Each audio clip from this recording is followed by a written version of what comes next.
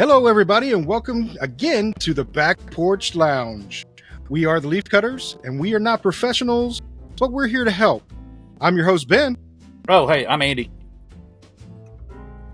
You got Graham. Michael Rosales. Zach. Yay! We kind of stumbled through that, but we got through got it. that. Close enough. So, you may see a new face in the Back Porch Lounge today. That's Michael Rosales. He is the co-founder of RoMa Craft Cigars. RoMa Craft Cigars is a great cigar. I can personally speak to that. The few that I've gotten to get have been awesome. And just like normal, today I'm smoking the, Aquitaine Sabertooth? I believe this is a Sabertooth. I've got the Intemperance Whiskey Rebellion. It's my favorite. You said Sabertooth, right? Yep. Sabertooth. Okay, Sabertooth. Yeah. Yep. I Robert like also has a Sabertooth. I'm for it so far. And I've got the Neanderthal. LH. So, what do you recommend, Mike, whenever, especially your cigar, do you recommend a straight cut, a punch, a V cut? What do you like? I'm a big fan of whatever you like. I'm a straight cut. I like to cut. Typically, what I have found is, depending on the type of cigar, right? Like I think, I've seen some guys who smoke the Neanderthal because it has a flat cap. Will often, because it doesn't have the shoulder per se, that so people will punch it and usually punch it like 3 times. Kind of have like that Led Zeppelin kind of look with the 3 kind of Nice. I don't know what that logo is called, but it's very distinctive. So yeah, to me, I don't like the way that the tobacco starts to get a little. I think the heat and the moisture as you pull on the cigar, if it's punched, typically will as it has its combustion, it comes through the cigar, will heat up and get hot, and then a lot of the oils will kind of get saturated, and it just kind of collects and it gets a little mushy. You see guys kind of chew on their cigars or whatever, and that to me is kind of indicative of somebody who might punch their cigars. I don't know why, but so I like to cut. I don't like sloppy cigars. It drives me nuts. Yeah. So I get that. Yeah. But if you punch, I would not make fun of you. I would just, say, that's and like I said, I mean, there may not be anything. There's no causation. It just could be one of those things that it just is. But in my mind and visually and the way that I think about it, it kind of correlates. So the Sabertooth that you guys are smoking, that is an Aquitaine in Connecticut. So it is the Cro-Magnon and the Cro-Magnon Aquitaine blend that has some accents that that have that Connecticut shade in it. And what's really kind of nice is for people who find that the Habano in the Aquitaine line is too strong, it kind of tones it down a little bit, right? So it kind of gives it a little bit more flavor. And it's not as pungent and sharp. So it's a very nice. We only do about 250 boxes annually, so it's about 12,000 cigars. It could be more than that. What you're saying is we're lucky. Yeah, if you can get a box, it's they're not mass market. I mean, the Black Irish, Fomorian, Sabertooth. I mean, don't get me wrong. I mean, shoot, we could sell millions of them. If I get the factory to produce them. But that's we talk about core line. To me, I think that people love to smoke them, and I'm starting to see a lot more of barber poles. And we didn't invent making barber poles, so I never want to say like, hey, people are kind of biting our style. One of the coolest barber poles I ever saw in a long, long time ago was the Prada version that was done by did the 1932 the Padilla. So Padilla had done that Prada 4-striped kind of beautiful cigar, and even before that, I mean, every factory has some type of version of those things. There's a vault with the Fuentes that have this cool room that has the baseballs and pipes and multicolored stuff. So for someone to say now I may disagree and say I think we make the best out of all of them, but I mean that's just I'm supposed to. It's my company, right? Like so. There you go. I love all those guys, but at the end of the day, I mean, it's competition, right? Like, so, I'm kidding. They're like, this is, but I do feel like, our Candela best on the market, some of our, craft series and versions that we've done, like, but the cool thing about it, so we make cigars for people who like to smoke cigars. We make cigars for people who smoke multiple cigars throughout the day. And to do that and to keep it at a price point, when Skip and I set out to do this, in early 2010, the cigar market at that time, not too short before that, you had a lot of things kind of going on, right? So when I started smoking cigars in 2000, it was kind of post boom, right? So the mid 90s through 99, tech boom, cigars kind of stopped, Cigar Aficionados got all the celebrities smoking cigars, all the athletes are smoking cigars, Jordan's on everything, and then all of a sudden, poof, that kind of goes away. And so, and a lot of it had to do with people taking one, I think the availability of really good tobacco at the time was very low, and secondly, the price point of cigars, kind of like right now, just kind of kept going. So somebody's private label over someone's private label over someone's private label, now it's a $30-$35 cigar. In that time, it got to the point to where, once the tech boom and the bubble kind of popped and people's money was a little tighter, it didn't make sense to pay that kind of money for a poorly constructed type of cigar. Right. So then, you kind of fast forward, and then, around 2006, 2007, if my memory's right, you had 601, which was Espinosa and Ortega.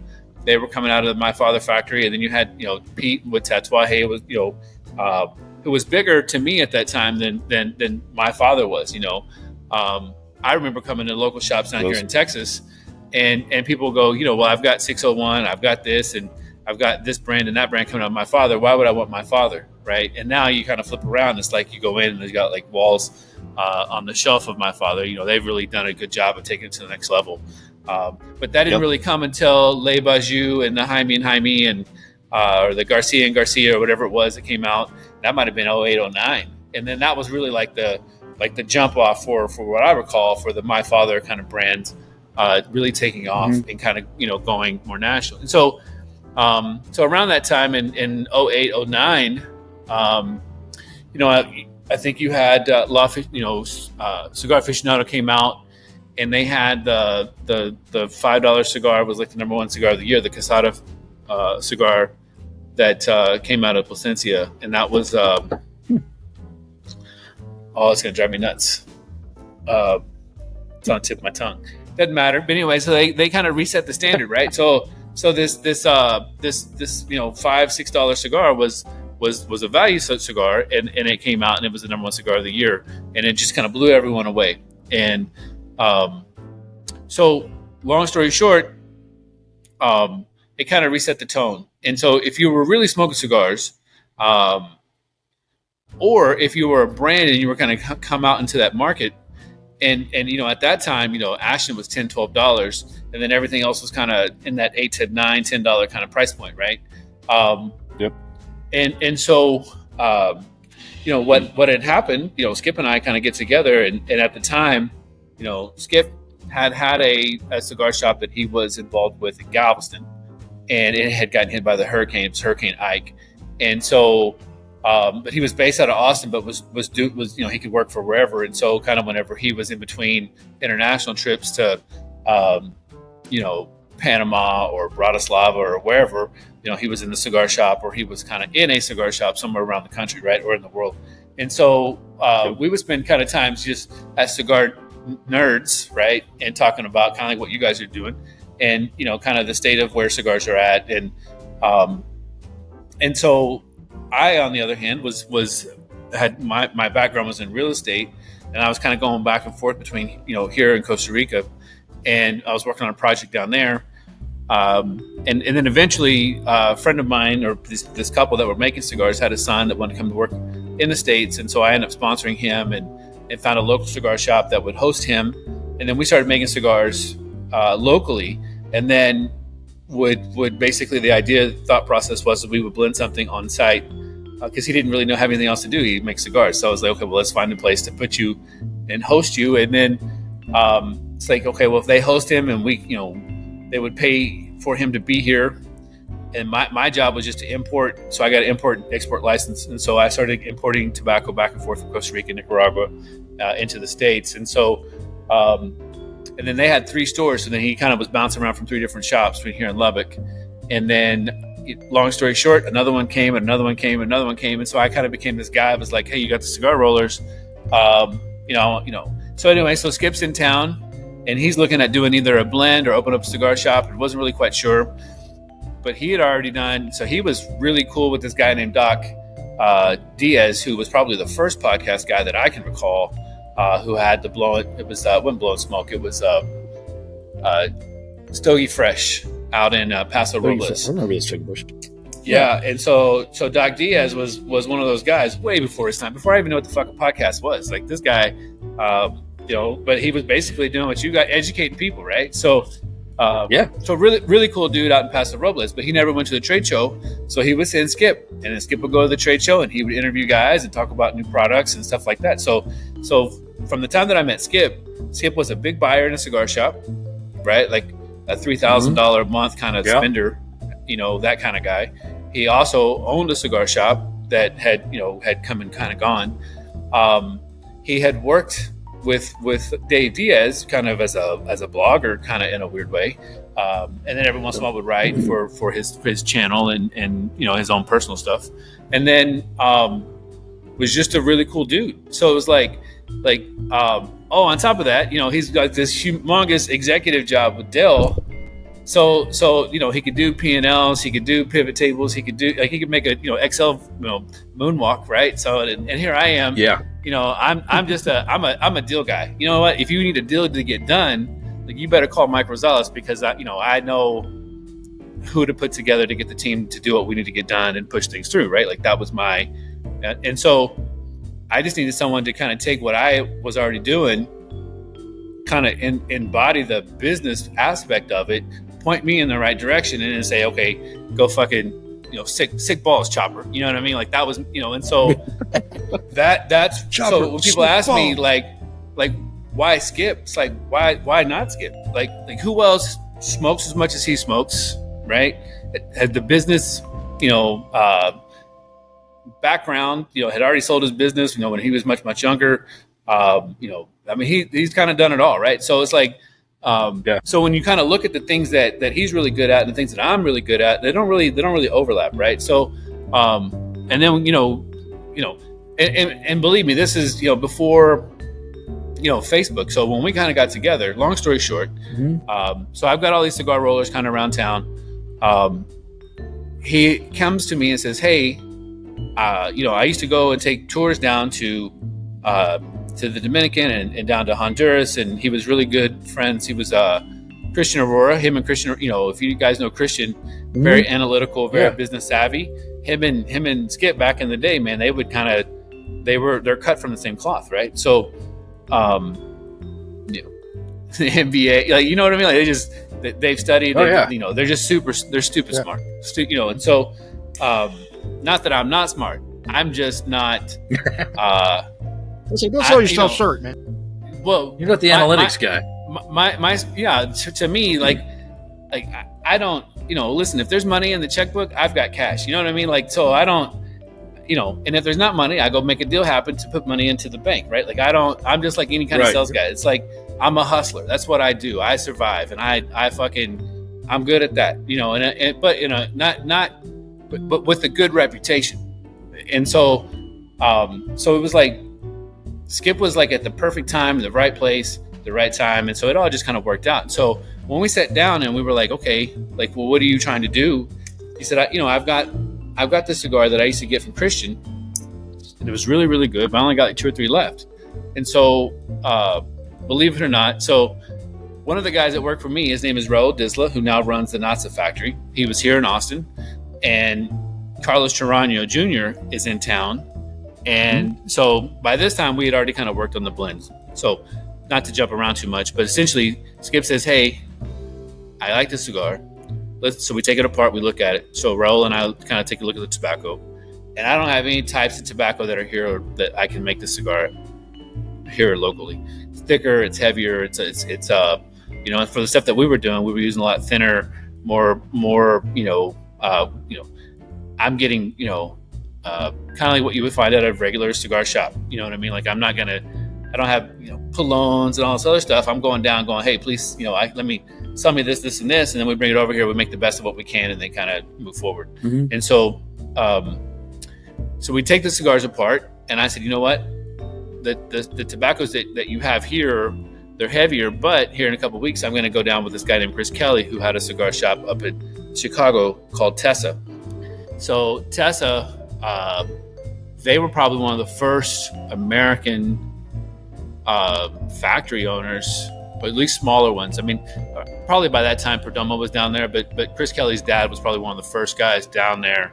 I know they helped out Jonathan Drew back whenever they were kind of getting going, right? So that there was a big connection. And so anyways, I go down with Chris and we start working on this blend, and kind of basically came up with what was called Cro-Magnon. And so long story short, we bring it back, make a couple modifications here and there, but Skip's like smoking and goes, dude, this is completely different than anything that's on the market. Now, the cigar that Christian had given us obviously had more Honduran types of tobacco. We were using a lot more of the heavier, thicker types of tobacco. Este Ligero was easier to get back then, and so were some of the other stuff. And so we made some modifications based on like what we could get. And then, so I had brought up Twitter. So the, Skip, when the hurricane had hit, had obviously, I shouldn't say obviously, it's not. So using Twitter back then, to get onto Facebook, you had to have like a university address. And so, Facebook was really kind of in its infancy stages. Instagram wasn't even thought of at that time. So you had right. It was all Twitter, because that's where I met Scoop. Yeah. So there's another platform before that, MySpace. Yeah, MySpace was, but that was just more of like a, but everything was kind of done through Twitter, and so he had been using his Twitter account to kind of let people know what was going on the island, in Galveston Island, after the hurricane, as well as kind of sign up for our kind of events page or whatever, and just kind of kept people. So the same thing that you guys know of Skip on Facebook, it was the same, except for it was just on Twitter, right? And but some of the coolest. Well, yeah, I mean, your characters obviously, you can only use so much, but as far as like the engagement back then, like and still to this day, I mean, I still probably use more. I use Twitter more, or X, I should say nowadays. More so than I do Facebook, just because the community on a lot of guys who are like me, who are like, hey, I don't care about all your political stuff. Like, here's pictures of my kids and my family and all this other stuff, but every once in a while. But, all the social engagement for me is obviously is either in certain groups on Facebook or, on X. And so, so as we were kind of talking about, or he was posting pictures, and it was just this cigar for him at the time. And so I had the roll here, one down in Houston and one in Dallas, and so at that time, because in 2000, now we're talking, so in 2008, 2006 is kind of when I started this whole project. So in 2008, 2009, I mean, I was kind of working on getting the rollers kind of get going, and so when Skip and I kind of started talking in 2009 to 2010. The project really started kind of coming together full circle in 2010. And so we blend a cigar. It's fucking good. It's all over fucking Twitter. I bring in 5,000 cigars, and people are like, hey, send me some. Let me buy some. They're like five cigars, or there's like four different cigars for $35. His kids are over. They're like, I don't know, 16, 14 years old. They're stuffing envelopes, and I'm calling people, get people's credit cards and charging cards, and we're sending them out. And so anyway, so back to Carlos Serrano. So Charlie's in town, and Skip's like, hey, you want to try my cigar? And Charlie's like, you got a cigar? He's like, fuck yeah, I got a cigar. Anyway, so he hands out the cigar, and so he starts smoking, and he goes like, this shit. Yeah, he's like, this is really good. So, and he goes, what's the blend? So I'm like, and I kept telling Skip, like, hey, we don't talk about blends. Like, don't give up blends. Skip's like, fuck that, whatever. So it's got Pueblo Nuevo in it. So Charlie's like, you got Pueblo Nuevo in it? I'm like, because back then only a handful of people, actually, Charlie's family and were kind of growing out in that area, and the guy that ran his factory kind of were the only ones. And so Pueblo Nuevo has like this really beefy, so it's got this texture and thickness. It kind of lingers like a barbecue fat, right? So it's like the rendered, and so that's the reason why people were like, oh, dude, Cro-Magnon all day long. It's so fucking good, right? So, so Charlie Serrano's like, how do you know about Pueblo Nuevo? And then here's Raul. So Raul's like, so long story short, Esteban and Raul, when they were like 17, 18 years old, were brought over from the Dominican Republic. So when they opened up Latin Cigars, they were brought over to kind of create a rolling culture, because back then SLE was a much, much smaller little town. It's small now, but it's even smaller back then. And they didn't really have a lot of people that were actually designed, or it wasn't that tobacco town like it is now. So you had to go out and kind of start over and really kind of teach people how to roll cigars. And so Esteban and Raul, when they were younger, and in a weekend or in a day, they could do 800 cigars, believe it or not, as a couple. And they would come in at 4:30, 5 o'clock in the morning. They would stay till late because it's all based on production. And so they would bang them out. I'm sure that they, at that age, they would let them do pretty much whatever. But they would send Raul later on. So Raul got the contract, and they sent him over he would do basically cigar events for Dunhill. And so Charlie's like, holy shit, like, how do you guys, all of a sudden it's like all this stuff kind of clicked, and kind of he co-signed on us, from an early jump off point. And so it just was a really cool kind of thing that just, my world in the real estate stuff had kind of was falling apart just because of the money and the finances and everything that was going on, and kind of 08 in real estate, and so I was over in the cigar stuff, bleeding money like left and right. I mean, logistically, it never made money, but it was just a way to kind of entertain my time, and was kind of hoping. Meanwhile, my wife's looking at me going like, okay, where's the money at and all this? Like, I see you guys having a lot of fun. But so she's got a job, she's holding it down. And I'm like, just trust me. And so long story short, it's not really a long story. It's a very long story. We got about 2 hours to fill up, right? So I'm going to keep saying that. Sure. Why not? So as long as we're smoking, we're happy.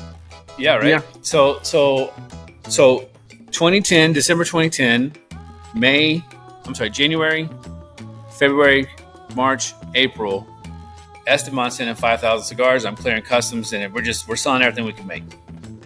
And I get a phone call. Oh, what are you drinking? Sorry. This is what are you drinking? I don't mean to cut you off. Double espresso and water. No, this is water, nice. And this is double espresso. So sorry. Yes. Double. Nice. That's great. So continue. I'm sorry. I didn't mean to cut you off. I just want to know. No, it's okay. So basically, I hit the double espresso, and then I give a quick rinse, so that way. So I get a phone call. There's no more broadleaf. And Skip's like, well, what do you mean there's no broadleaf? I can, what do you need, money? So every time that we would send money down, Esteban was like, okay, hey, I need. So long story short about Esteban, Raul and Esteban are brothers. So Esteban was running Latin Cigars. Latin Cigars got sold by Scandinavia, or acquired by Scandinavia. So Esteban stayed on. Raul decided, hey, I'm done with this. Fuck this shit. They're not paying me enough, and decided to kind of,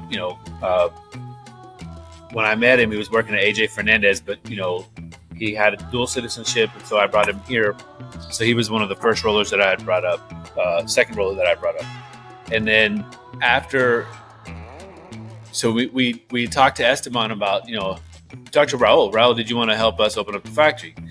He's making tons of money here in the States. Fuck no. Little girlfriends everywhere, having a good time. So who knows? He wasn't really interested. And then Esteban's like, well, let's talk to Esteban. And so he's like, here's pros and cons of a startup company. Obviously, you have, back then with Scandinavia, he could walk into any place and say, hey, whether it's a $500,000 or $1 million, $2 million worth of tobacco, if he said it was good tobacco, they would allow him to buy it. And so it was very well known and respected. It had a really good eye for actually procuring tobacco quality. And then being able to say, hey, this tobacco in 3, 6, 9, 12 months, whatever would be exceptional, or it'll lose, or, whatever. And so, anyway, so there was a skill set. So we said, why don't you, would you consider opening up the factory with us?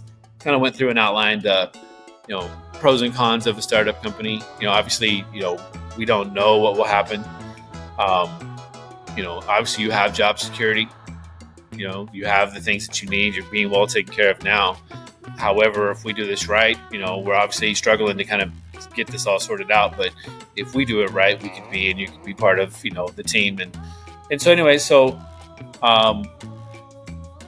we were off to the races. But before we kind of said, hey, we kind of built up to that. So he would take over, 4 or 5 of his friends, and at nighttime in the back of his house, if you guys would kind of imagine like a patio behind your house that's kind of long, narrow, concrete, basically. Got one of those. But kind of towards the fence line. So not like a patio that kind of walks off your house, more narrow, that kind of, so if your exit's over here, but your patio is kind of over here. So anyway, so we walled that off. Actually, I got a picture of it somewhere. So we walled that off, and so this was, and I don't know if how well I'll be able to show you guys. This picture right here is in the back of Esteban's house, and so dude, that's awesome. That's cool. So that is so cool. We had started off. We had 4, two pairs, and kind of had the same conversation. They're relatives of Esteban, and said, "Hey, pros and cons." And they all kind of wanted to work with Esteban because it was all like in the like walk outside your house and go 2 doors down, right? Like it was all you wouldn't have to drive in a city or all down like the that. street. Yeah, man. Yeah. So it worked out, and so it was one of those things that so he would bring over 4 or 5 of his guys after work, and so between 4:30 to 9 o'clock, they would bang out 300 cigars a pair, or 150 each. Yeah, it's 150 each. So not a lot, but at the same time, we were just kind of building up, and so the idea is that we were still kind of selling direct to consumers, and then I started getting phone calls from guys who knew me around town, and all these other cigar shops from the tobacco roller side, and like, hey, are you going to sell me this cigar that's starting to get some buzz? And they were unbanded, and they didn't have any kind of distinctive information. We just had the one blend at the time, and it had gotten picked up and was put in some magazine. It got a 92 right off the rip, and so nice. I go to Skip, and I'm like, listen, I know we're doing pretty good selling direct to consumers, but and the website was called Have a Cigar Shop, and I shopped that. I remember those days. I shopped that.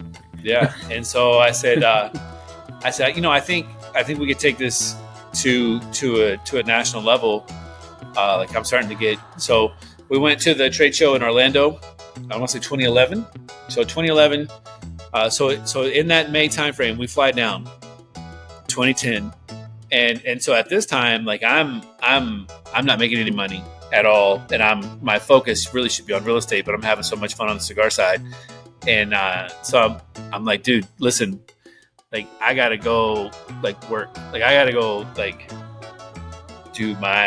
gotta go sell some real estate shit, because I'm at the bottom of the barrel for my funds, as much as good of a time we're having. And so this is down in Nicaragua, so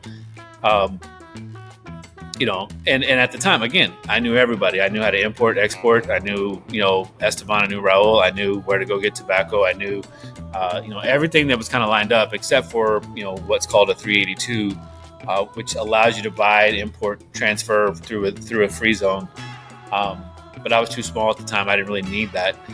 So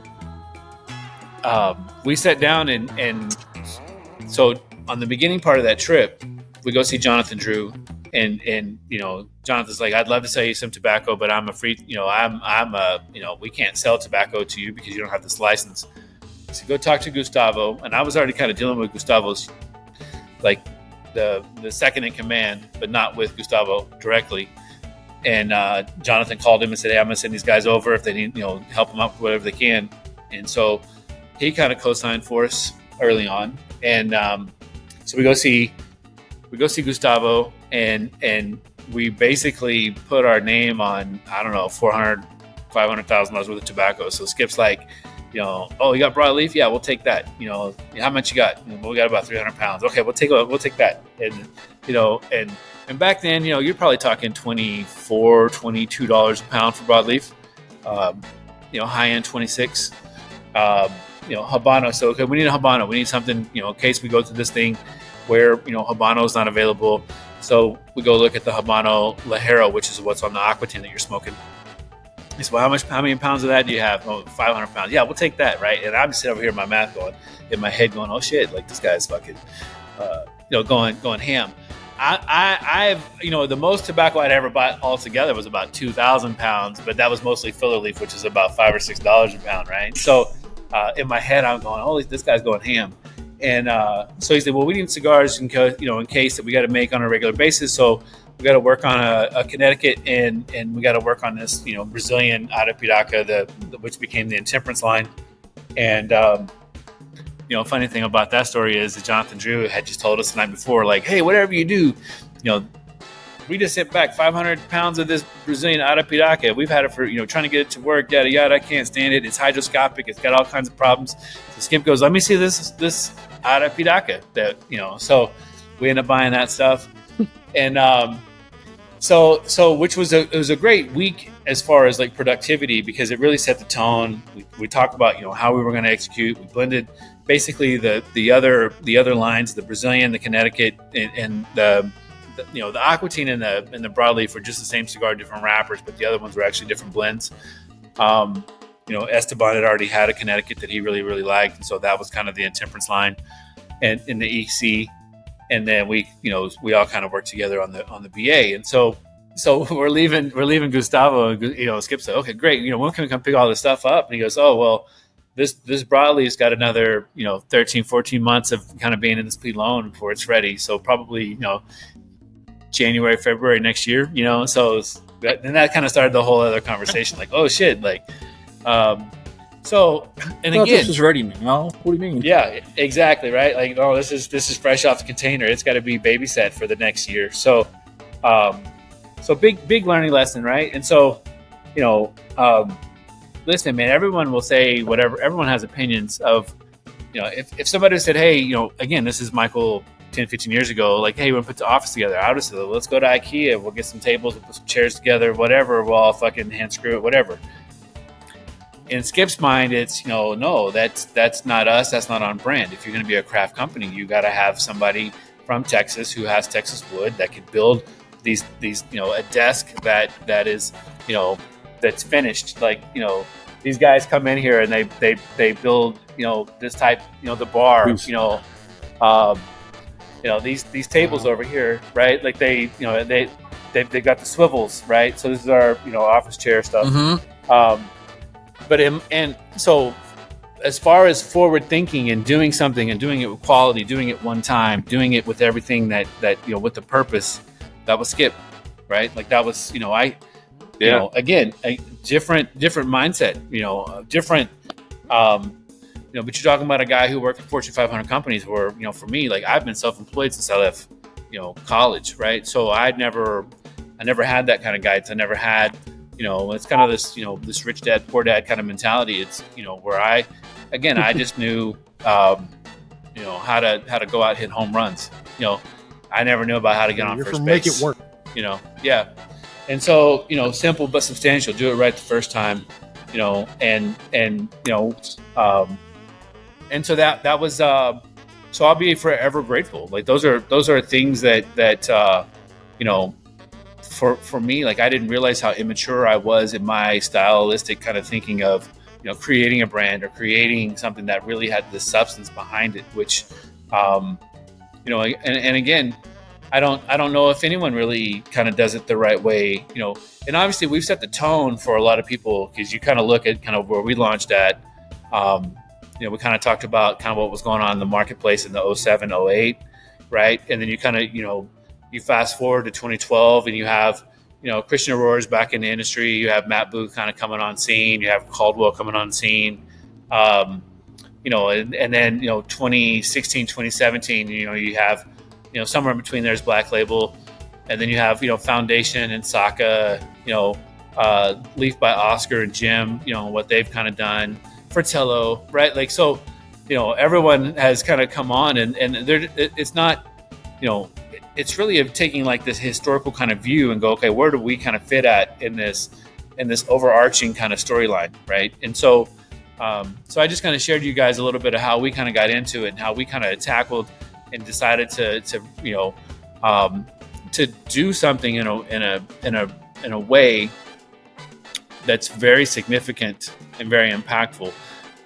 But yet, when we defined everything back in 2010, and when this was kind of happening, it was like, okay, how do you make a cigar that is about as full flavored, full bodied, in texture, in depth, richness, but do it at a price point that's fair, right? Do it at a price point that, that allows guys like us who smoke 5, 6, 7, 8 cigars a day to be able to enjoy the cigars that we make day in and day out, to where they don't have to, spend, if it's $10, $15 a cigar back then, if it's $10, right? You speak, it's talking about $60, $70, right?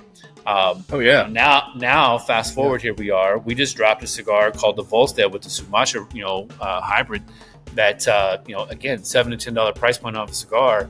When I know right now, if we wanted to, we could throw something out there in that $17 to $24 space like everybody else, and nobody would even blink. No. But yet at the same time, that's not what identifies us as a company, right? And that's not what so I know I've talked a lot. There's a lot to digest. I'm going to give you guys a second to kind of take that in.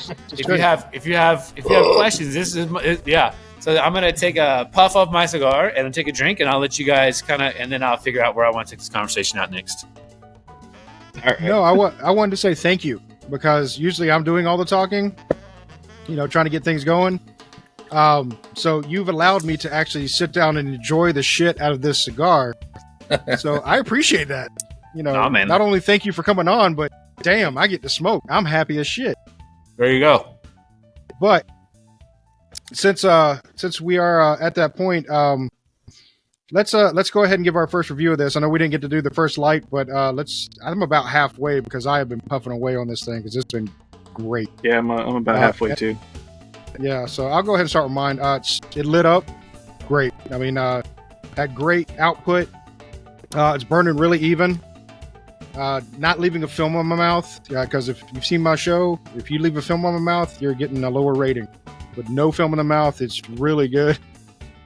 What you said. I'm about textures.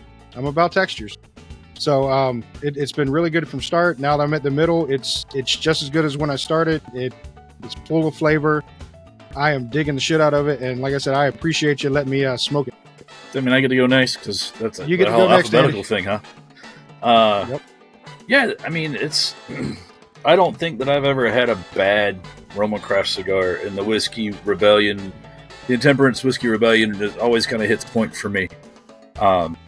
It's well constructed. It's got it's just a great cigar to smoke in general. It's got good flavors.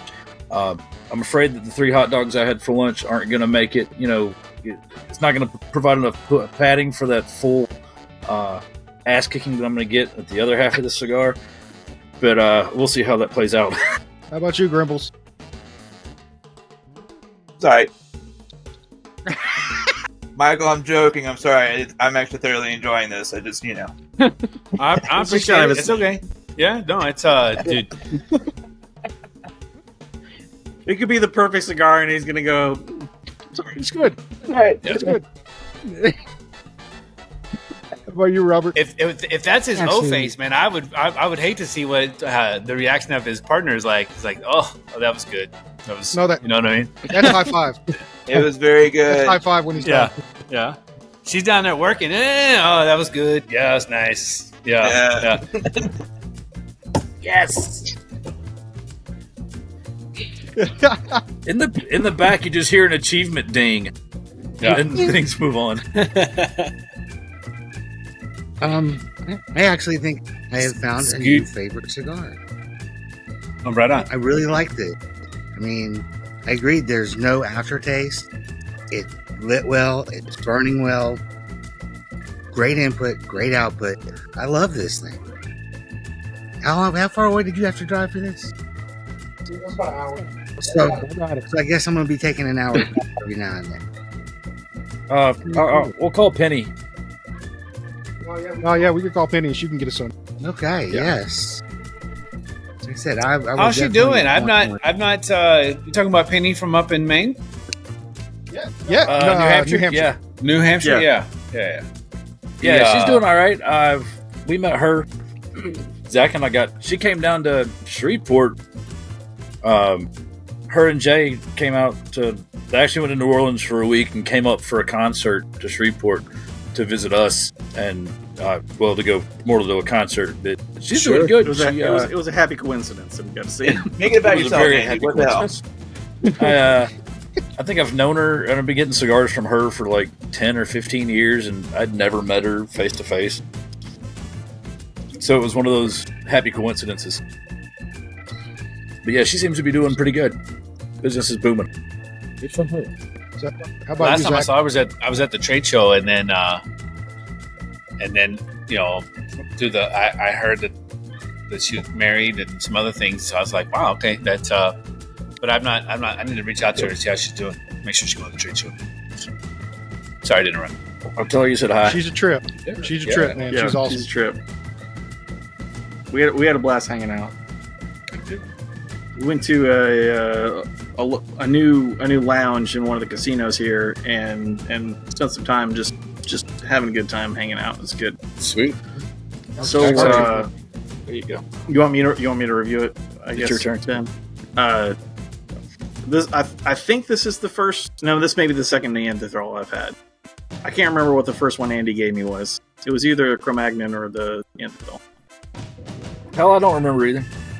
I don't know. That one kicked my ass, though. It was delicious, but kicked my ass. And this one is delicious as well.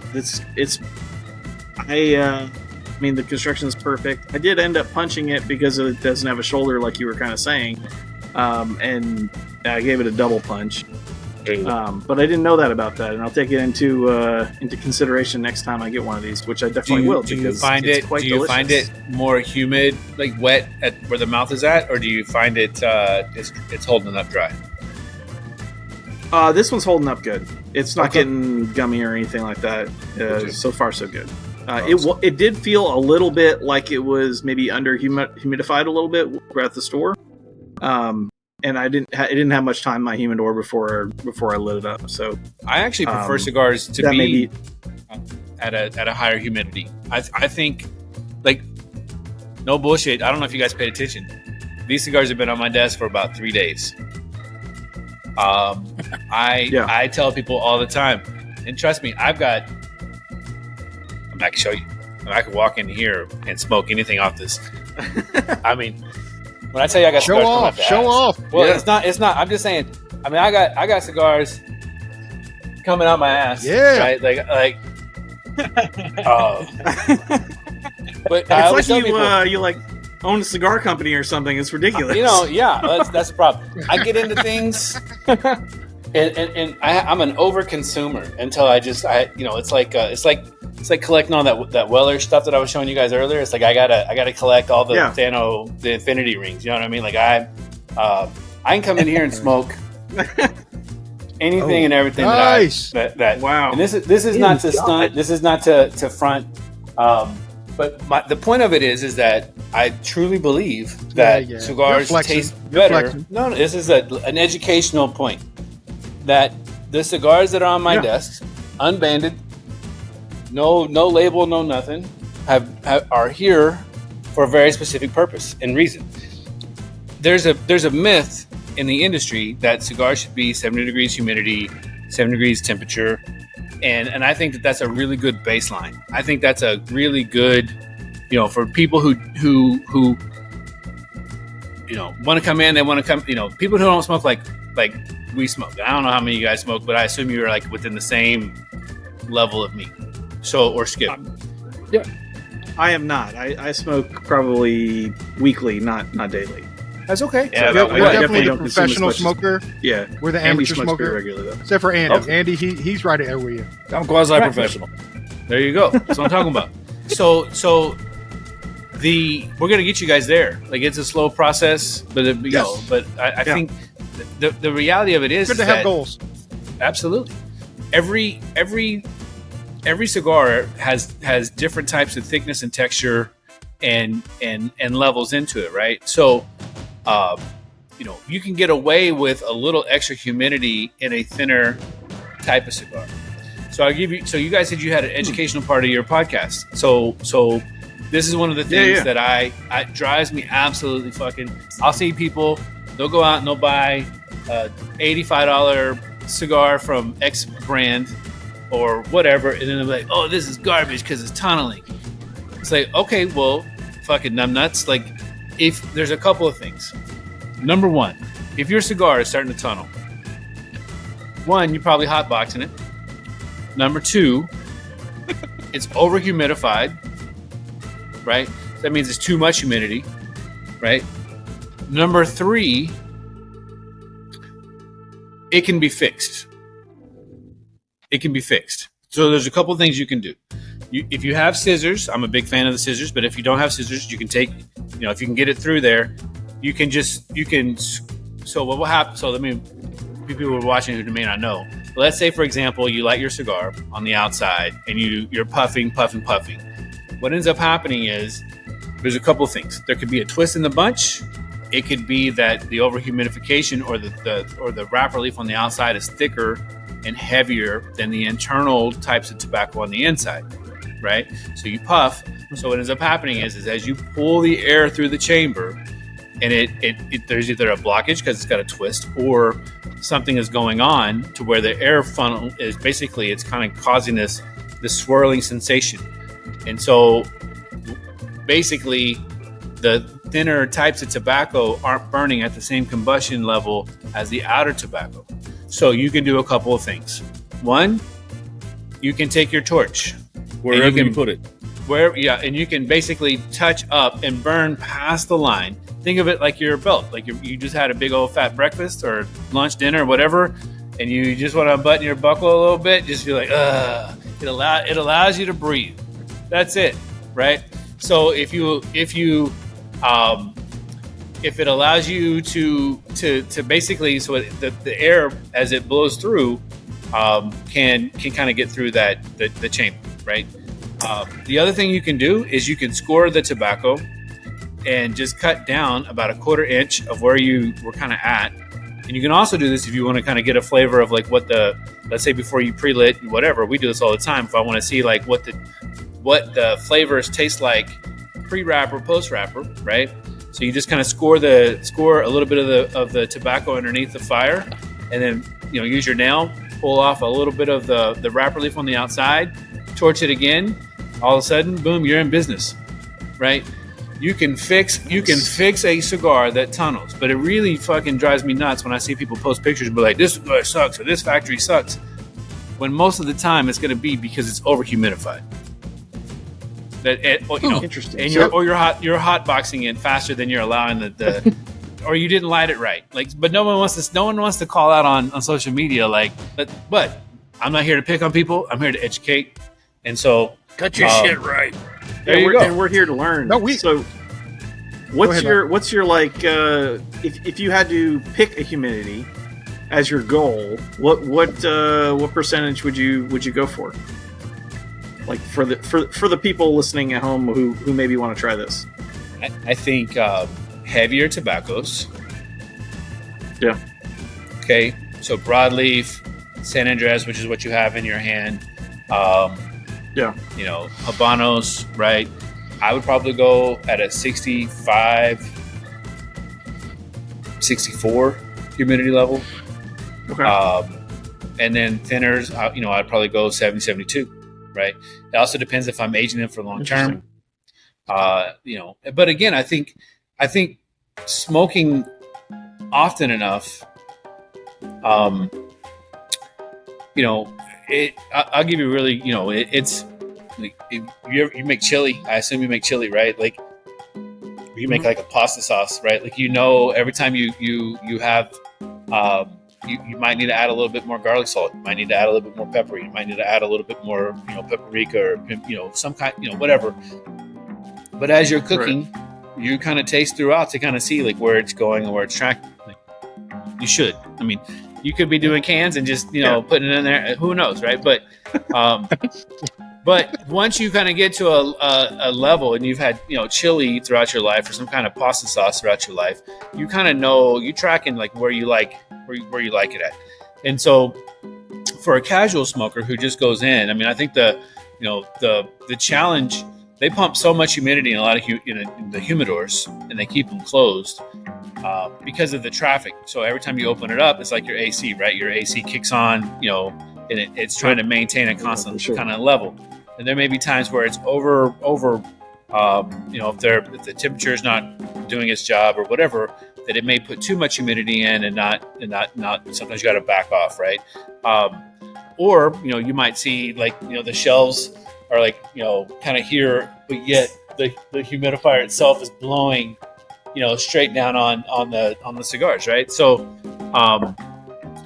that's a really tough kind of thing. To me, it's always I kind of feel and I kind of listen to it, right? And the tobacco will tell me if it's if it's crackly, probably needs a little bit more humidity.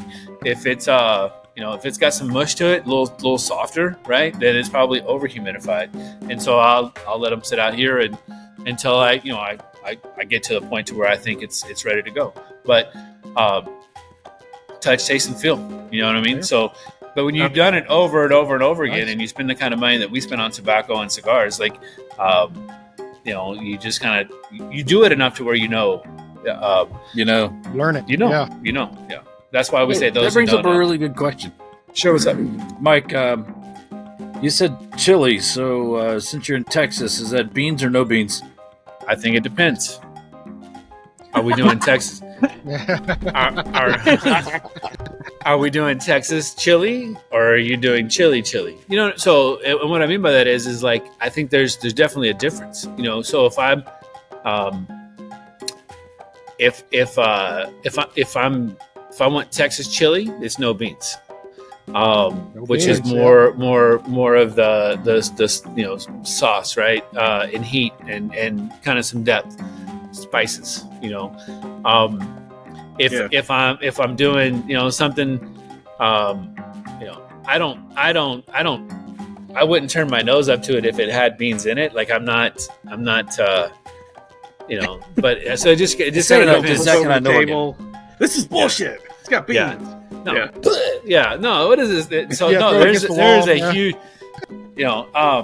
there's a place called the Texas Chili Parlor that, like, if you were to go in there, like, hey, there are no beans to be found, but there's probably, it's all based on heat levels, right? So it's what I will tell you though is sometimes, like, I'm not a big fan of like indigestion, and heartburn, so.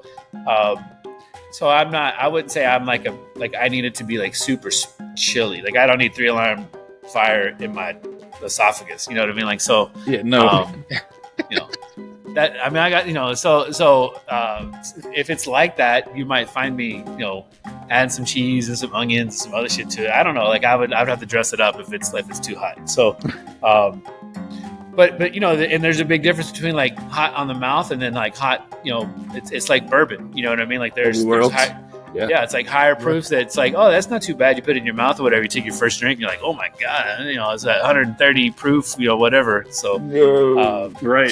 So however, I am a big believer though.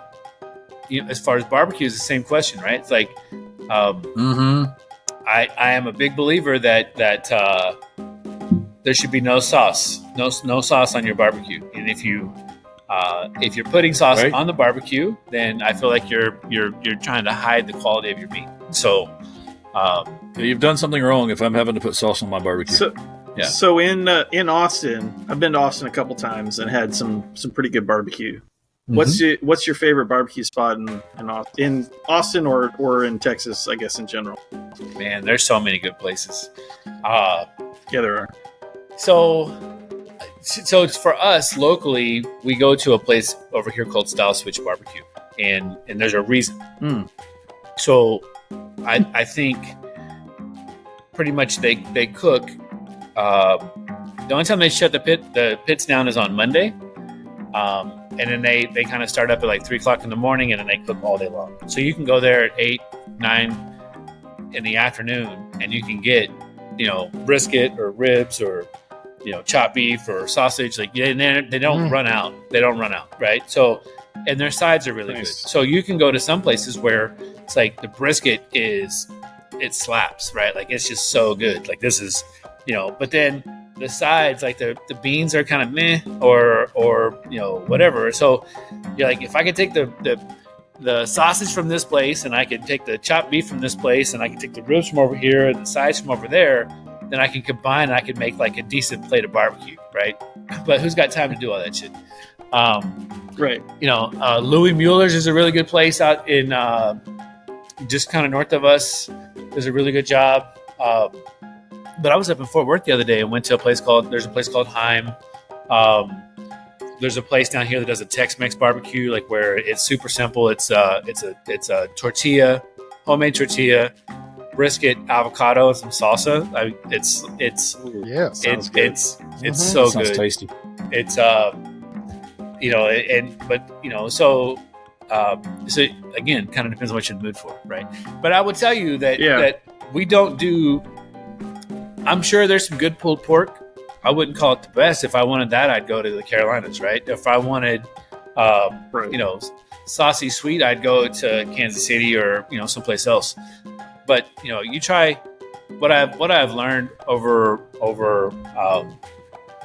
is just enjoy it for what it is. You know what I mean? It's like I don't have the energy to get into great debates over so my give a shit level has kind of fallen off the map. Right. So, down here somewhere. Yeah. The last time I was in Austin, it was for the Formula One race in 2019. Right on.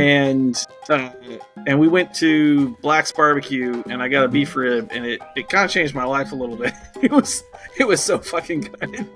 Yeah.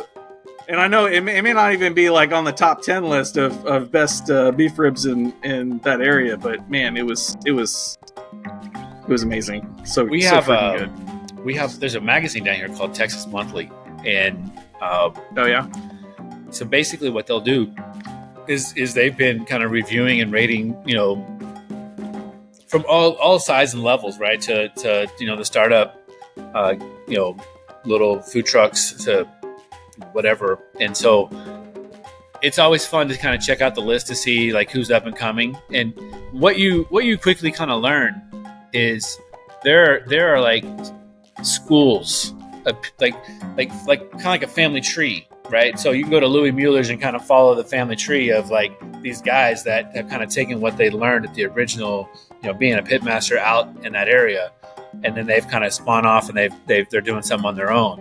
Or you can go to the Terry Blacks and their family, right? Or you can go to Snow's or whoever, and essentially, some way, shape, or form, you can kind of tie it back to the 4 or 5 original houses of barbecue that So which That's awesome. it's the lineage, right? You just kind of and so and then you're seeing a lot of these guys. I was in New York City a couple months ago, and so my buddy Lance over at Style Switch was actually, they paid them to come out to New York City to help them get their pits going and kind of start and basically he was there for 3 or 4 weeks, basically consulting to kind of get their pit up and running. And so you're seeing this influence of like Texas barbecue kind of spill over into other cities and states, which I think is great, right? So Oh yeah. You know. Yeah. And eventually it may. I'm a fan because we don't all get Texas barbecue. No, I mean, dude, we got gas stations down here that run circles around. It's the same here in Georgia. Yeah. It's the same here in Georgia. We have barbecue places everywhere, but it's not Texas barbecue. There is a huge difference between Texas barbecue, between Georgia barbecue, like you said, the Carolina barbecues. They're all different. So yeah, it's good to see that other influencers are coming from other places and actually sharing, a little bit, just like cigars. You're getting different things from different places, and it's awesome to be able to, source these things. So I'm 100% with you there. My number one rule, typically when I travel, is I try to eat whatever is known for local. You know what I mean? Like if you're up in Pittsburgh, it's like what's local cuisine? Like, what are you known for? And then, and they'll always tell you, like, Geno's and Pat's, even though they're across the street, like, even though they're probably, lower tier, they're so well known, you got to go stand in line. You know what I mean? Like, you got to go try them side by side and then decide, do you like them, don't like them. And then once you kind of go out, you go to Luke's, you go out to Prince's, you go out to some of those other places, you're like, holy shit, that's like next level, right? So, and I kind of feel like kind of barbecue is kind of the same way. It's like, everyone will come down here and they'll go out to the Salt Lick. Salt Lick has this really cool pit. It's really iconic. It's got this ginormous kind of circular ring, and then above it, the sausage kind of hangs down in the middle. And the cool thing about that place was, back in the day, it and still is, you could BYOB because it was on, it's on this big ass property, and you could, on Sunday, if you wanted to, you go grab a 6-pack or whatever with your family, go get your barbecue plate, load up, and then sit out there and have a really cool, kind of dinner on Sunday afternoon. And so, so for its purposes, it's good. It's probably there's probably 50 other barbecue joints between here and there that I would go to before I go to that one. But if someone showed up in my office and they say, hey, here's some barbecue, I would sure fucking eat it. You know what I mean? Like, I wouldn't turn it down. But I might say, well, why didn't you go to so-and-so and so-and-so that were closer? But, at the end of the day, like, I don't turn down food. So that's I don't think either. a pretty good philosophy. Good man. Well, it's almost, all right, it's, so going back it's to almost, our edge. Go ahead. I was going to say it's almost crawdad season. No, go ahead. And the it is crawdad coming season. up? Crawfish, It is? crawfish season. Oh yeah, we're in it. Yeah. Not a very good harvest this year, from what I understand, but it's everywhere again. Wait another 6 weeks and then come over. They'll be a little bit bigger. There's a town that I went to that's like the mecca for mud bugs, and so I would go to this place, and I'm not a big crawfish. I don't even like shrimp. I'm allergic to shrimp and shellfish stuff. But so we were driving through Louisiana, and it happened to be like in the middle of the festival, and I go into this place, and these people had like the black gloves on and fucking bibs and the whole thing. Right? These were professional crawfish eating folks, and I was so like, these people are fucking getting down. Like, for me, I'm like, where's the sausage and where's the corn? Like, I need the whole thing. I can't just eat crawfish. Yeah. But these, I mean, mountains of, and it's like, holy Jesus, like. It's so much work, though. I mean, to eat a mountain of crawfish is like a half-day event. Sure. We split 3 pounds the other weekend. Yeah. When Penny was in, it was the last time Zach and I split 3 pounds, and that was enough. Oof. Yeah. But we also got sausage and corn and potatoes and stuff. Yeah, that's what's it called? The Cajun hot pot or whatever it's called. Crawfish boil. That's it. Crawfish boil. Thank you. Yeah, crawfish boil. You're welcome. We're here for you.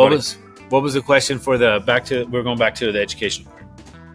Well, I'll say, getting back into our educational part, usually in our show we do a question from Robert that we can answer for him, because Robert's kind of our newbie cigar smoker. I mean, he's been doing it for a while now with me, but he's still learning a lot of stuff. So he usually has a question for us, and he does have a question today. Okay, with the advancement of online shopping, what's better, shopping online or shopping at a store? That's a pretty darn good question. I'm going to say, especially with the day and age we are living in, take advantage of both. And what I mean is, like, go online and order your cigars that you want to smoke daily, stuff like that. You can probably get them a little bit cheaper and a little bit bigger bulk, but you don't want to neglect your stores, because your stores are going to be able to introduce you to stuff you've never seen online. You go in there, they have tons of different brands you can look at, pick you up a couple of them. And especially if you're, a seasoned smoker or a newbie cigar smoker, being in the humidor itself, people will teach you things that you never knew before. So just, sit down, have a conversation with them, have a smoke with them. But don't neglect your brick and mortar stores by any means. Go see these guys. You'll learn a lot from them, and you'll probably have a good time just sitting down and smoking with them. So that's my opinion on it. Yeah, I can't argue any of that wisdom. I definitely get my cigars from both. I do like going into the humidor and hearing what's new and talking to the people working the shop, hanging out in the lounge, that sort of thing. So it's definitely a part of the experience that I enjoy. Can you get to talk to people like Mike, who know more about cigars than I'll probably ever know? Do I get to talk about this conversation? You're all welcome to chime in. We would love to hear your opinion. Buy all your stuff from RoMa Craft. That's what I'm hearing. No, we don't. We don't sell it. We don't sell it yet, direct. Right? Yeah. That's not how that plays. So there's this. This kind of leads into a question about for the guys in Atlanta, right? So I think from a manufacturer, and this kind of goes into what. So I think it's important to have a relationship with your tobacconist. And the challenge with that is a couple things. There are less and less people like Penny, and there are more and more people who are all about kind of the experience, volume, cigar bars, and these other types of things. So what I see, which is kind of like you need all of them, right? You need, like for example, we have a liquor store here in town. We don't sell to them, but it's called Specs, right? You can go into any Specs. They're probably $2. They have a cash price that they do. They basically, if you pay with a debit card, it's cheaper than if you pay with a credit card. There's no one in there to help you, but you can definitely go in there and get things inexpensive. And I'm talking about you can get, Padron Anniversario series. You can go in there and get, I've seen, Flying Pigs in there. I've seen it all. And they buy big and they have everything. But you're not going to get any kind of service. There's no one there to engage with you, to talk to you about, let me take you on this journey of, maybe you started off with flavored and now you want something a little bit lighter, but you kind of want to get off, out of that into more traditional types of cigars. What's a Dominican Puro? What's a Honduran Puro? What's a, Nicaraguan? And take you on that journey to find out, okay, well, I like this one better from this region. Okay, well, let's go into that and then explore, here's a cigar that's got, Ometepe or Jalapa or Esteli Ligero, or this has, something out of Don Lee and kind of its origins, and, something that, maybe like Christian or his dad are doing, with CLE in that region, or something that, Ray Oleas is doing out of the Dominican Republic or Hochi or something like that, right? So, So there's definitely a conversation piece that needs to happen.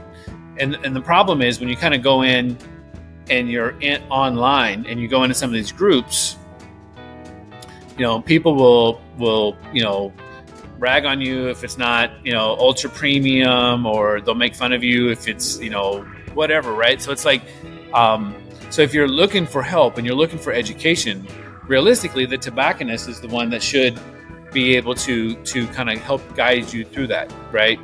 But so many people are really concerned and worried about the right label and the right band and the right whatever, and so that is difficult. The other side of that is if you go into your local tobacconist and you said, hey, do you have a brand like RoMa Craft? And they go, who? What's that? I don't, I saw Skip and Mike or, whatever. Well, who's that? And they're disengaged, right? And they have no idea, of a company like us.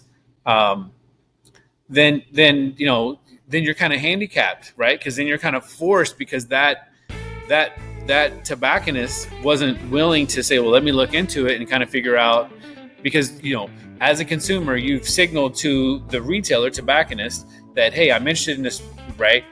Then they call the manufacturer and go, hey, I need to get an account.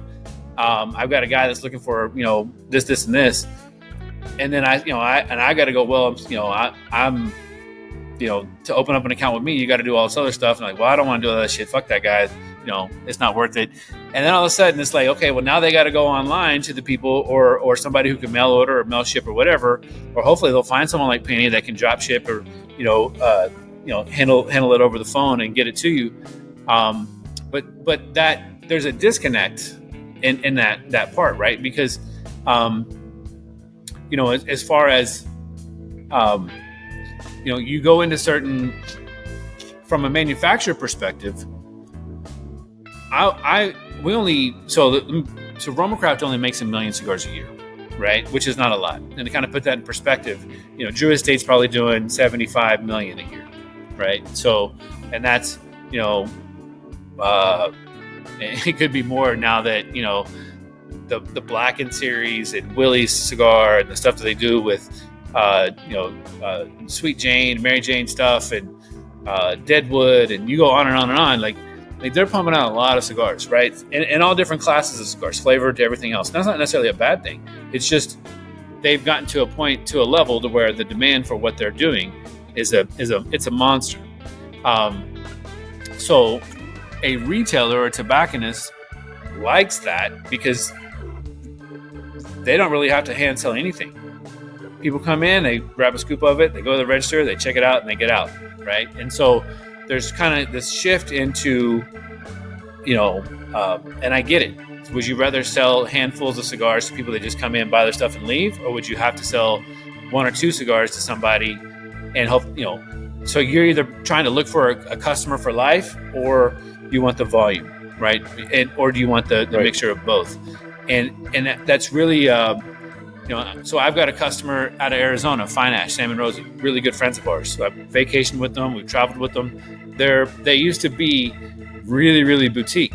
They opened up a cigar bar in over by the Arizona Cardinals, football stadium, and now it's basically, there's a line of people, trying to ring in and get the cigars and go, drink and smoke.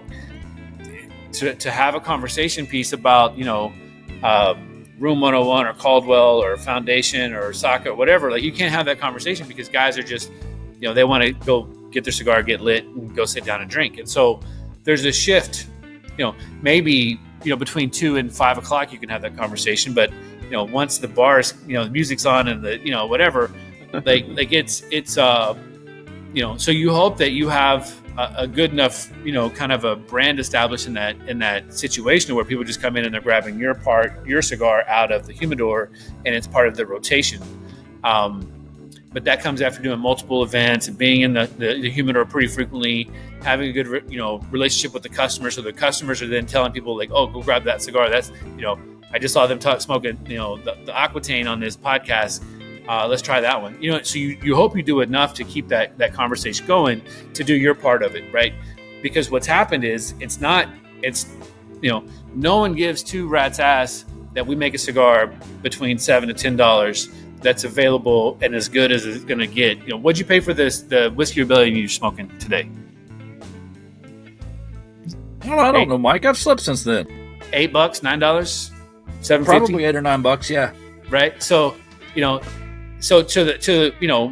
on one side, I often hear, why would I sell your $8 cigar and make, a couple bucks on that when I can sell, XYZ that are $20, $25 cigars, and I can make 2x amount of money on my, so if they're going to come in and buy one cigar and have 2 or 3 drinks, I would rather sell them the $20-ish cigar and sell them 2 cocktails and and charge them $75 versus the $10 cigar and a beer. You know what I mean? Like, so, so, and it's difficult.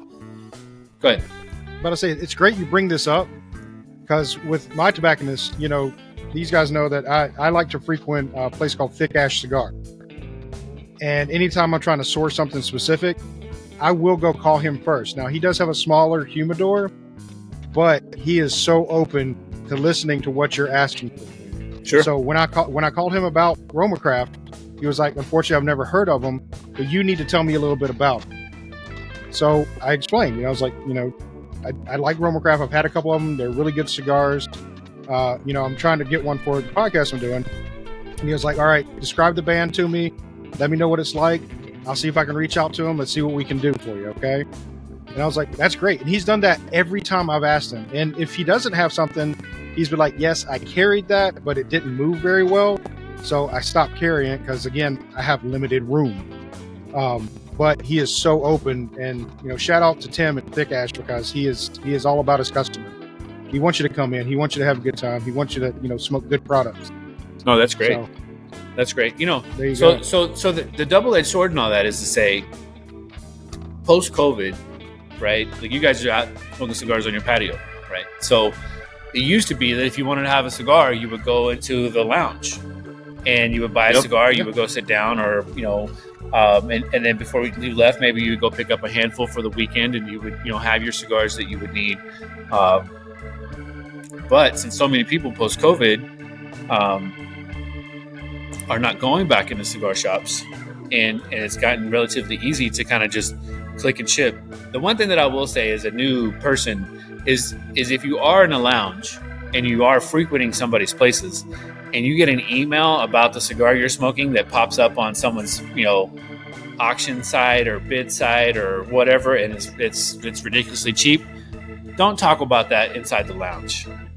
Like, that's probably, you know, one of the you know, if somebody, you know, opens up their so if someone opens their, you know, their house to you, and you're in there, as a common courtesy and respect, you know, just you know, I'm not saying don't buy it. I'm just saying, you know, there's nothing worse than you know, watching guys over, you know, and you know, again, to me, it's just a common courtesy kind of thing.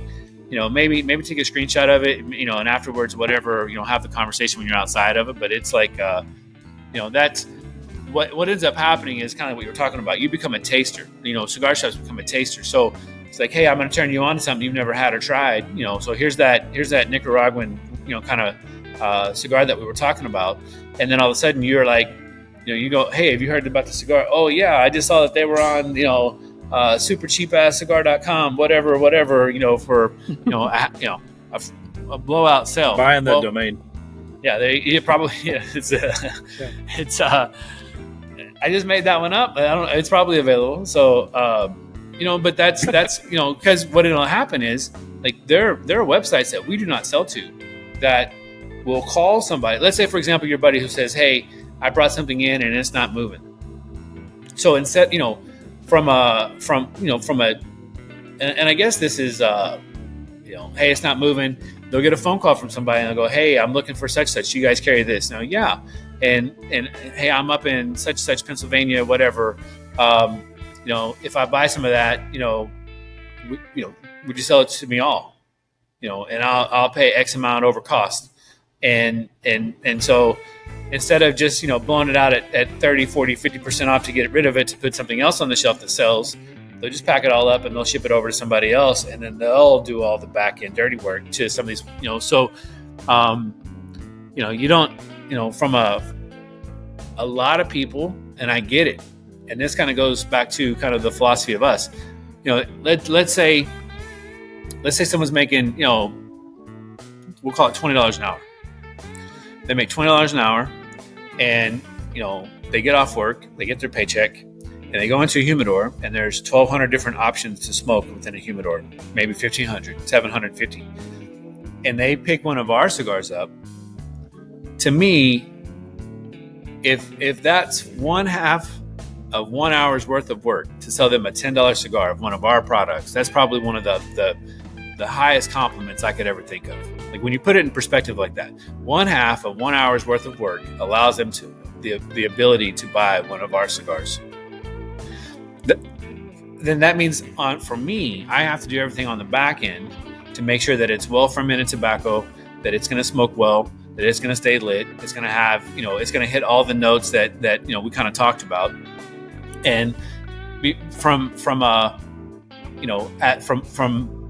there's a responsibility on my level, and I know that's a big kind of responsibility to kind of burden, but that's the importance of what that means to me. Us as a company, right? Like that's, so whenever I think about, when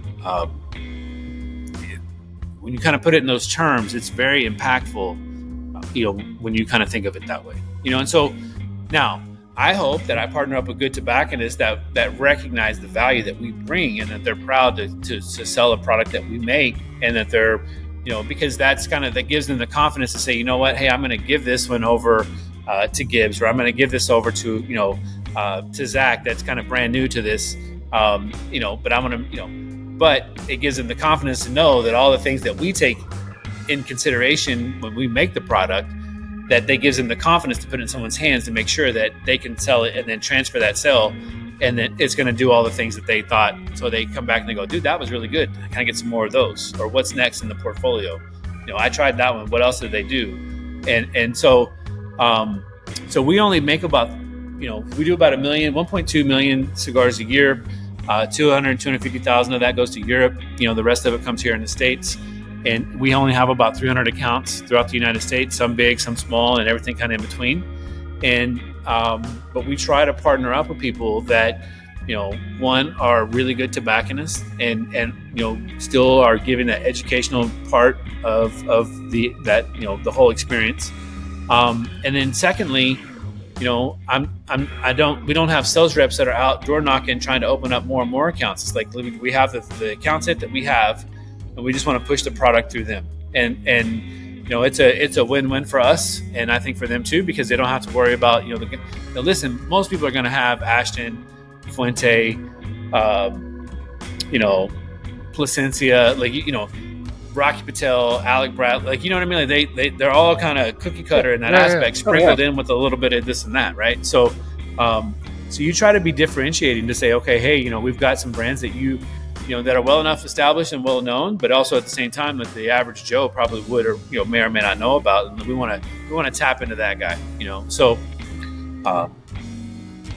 that was kind of my thought You did it process. with us, sir. Yeah. Look, I'm just happy you've got an account down the street from Zach. So me too. No duh, right? So you don't have to travel an hour to get So one. Zach, when I need some, I can just let you know, and you can. Yeah, you can just let me know. I'll go grab some down the street. call Zach or get Gibbs to call Penny. There you go. Yeah. No, I think that the because obviously that's so again, having a relationship with them. So this kind of goes into Sabretooth, right? So if I make 250, 300 boxes of Sabretooth or Black Irish, and I send 2 or 3 boxes to a shop, to everybody that supports us, they're going to look at their list of people who buy a lot of RoMa Craft, and they're going to, because think of it this way, right? So, you get, there's 24 in a box. So you get, approximately 72 different, Sabretooths in this example. So realistically, they could sell that box, as put it out on a shelf, and if it sells, it sells. But they've got to buy and spend a lot of other money with me to be able to get that account, to get a product like that, right? So sometimes you'll see people take them and then put them in sampler packs or break them up, and they'll, here's a little bit of the other core line stuff, and here's 2 or 3 of the kind of rare kind of things, and it's $100, which is actually a pretty good deal when you think about it. It's not like they're trying to pawn off a bunch of dog rockets on you and say, here's a bunch of shitty cigars you'll never smoke.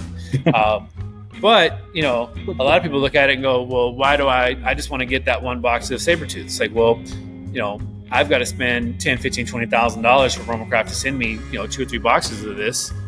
So I've got to move a lot of this other stuff. More RoMa.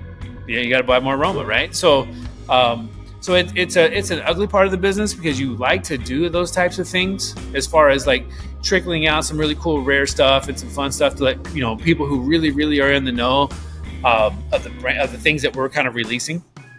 But on the flip side of that, you're not, at the same time, like there are certain shops that I have that they sell so much RoMa daily in and out that every one of them would buy a box of that. You know what I'm saying? So it's like, what are they going to do with 3 boxes? 3 boxes is just going to piss a bunch of people off, So on one hand, you say, okay, well, do you just use them for events? And if you come out and you do a store event, then, hey, you can, but it would be the same thing. Like, hey, if you buy a certain amount of this, then you can buy a certain amount of that, so it's like, why not just put them in bags and, and just, sampler packs and then just kind of sell them out? I mean, I'm going to do the same thing if I did it in an event anyways. So, but you're always kind of looking for like a good balance to, LE to core line. So I would say, for us, typically the way we do it is I try to look at what's 25% of your annual spend is what I will allot in your LE stuff. So kind of, for easy math, you spend $1,000, then you get $250. If you spend $10,000, you get $2,500, versus, then that way it's like, I'm rewarding you for, kind of getting a wider distribution in the products that we make, and selling all of them. And hopefully you see like there's value in that. Right. So, I've not found an easy way to do it. I tried to just send them all out one time where everyone just got a box or two, and I pissed people off for that because it's like I've got 80 members. What are you doing sending me 2 boxes of Black Irish? Like it's like I don't know what the right mix is. So if somebody's got a really cool suggestion, let me know, because I don't like pissing people off. I want to make it's one of those things that you're just trying to find a good balance, right? So, but when you have a good relationship, how that ties in, when you have a good relationship with your local tobacconist and they get that, hopefully you're the first one that calls. You know what I'm saying? Oh, hey, I know you like this brand. I just got XYZ and you want to try it. Yeah, I'll be there tomorrow. Hold me a box or hold me a set or a sampler or whatever. And that's having a good relationship. I didn't collect all this bourbon just because I'm a nice guy. I go in there and I give my local liquor guy cool weird stuff that I find from other places and go in there and drink with them and build a relationship. This is all about relationships. So well, that's what awesome, to me, that's what cigars have been about as long as I've been smoking cigars. It's about a relationship. Mm-hmm. That's what it really boils down to. 100%. But post COVID, the relationships have deteriorated. Like there's a weird thing. So and I kind of bring this. So if you had a good staff and you spent time and you educated and you got guys that were or gals that were really cigar nerdy, tobacco geeks, whatever you want to call them, and then somehow they got furloughed, you hope that they came back. Most likely a lot of them went and found other jobs making a little bit more money and left kind of the cigar industry as a whole. So now you have people that you're trying to train up to kind of get up to speed because you lost your right hand man or whatever, and so which because guys who frequent and smoke a lot of cigars aren't going back into cigar shops as frequently as they used to because now they're accustomed to buying online. So you kind of have this whole dynamics that have changed, and shifted, post COVID that we're all trying to kind of work with, right? So, but I do know this. Cigar sales are starting to level off, so the demand and the spike has really kind of tapered off a little bit. Like cigar sales are still up over 2019, but I do believe that retailers are going to have to work trying to get the guys and gals back into the shop.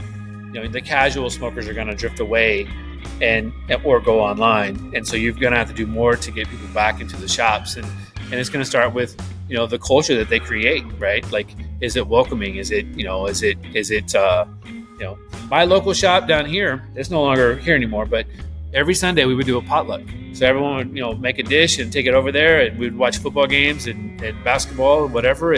But every Sunday, domino table going on. But I knew everybody, and so, yeah, those, yeah. I don't see that type of energy. I mean, you do. Don't get me wrong. It's still out there. It's just not as frequently across the nation. A lot of cigar shops that it used to be. So, yeah, no, I know what you're saying, because there's a shop up the street from us that used to have chili cook-offs, like monthly.